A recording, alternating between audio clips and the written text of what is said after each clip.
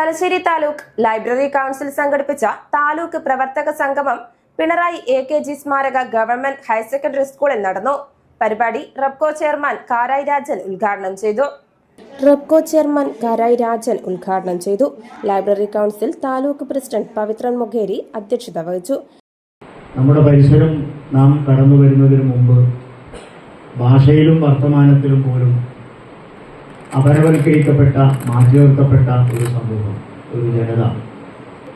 ആ ജനതയുടെ ആത്മരോഷത്തിൻ്റെ പ്രതികരണങ്ങളായിട്ടാണ് സാമൂഹ്യ മുന്നേറ്റത്തിൻ്റെ ചാലകശക്തിയായി വായനശാല പ്രസ്ഥാനങ്ങൾ മുന്നോട്ട് വന്നിട്ടുള്ളത്.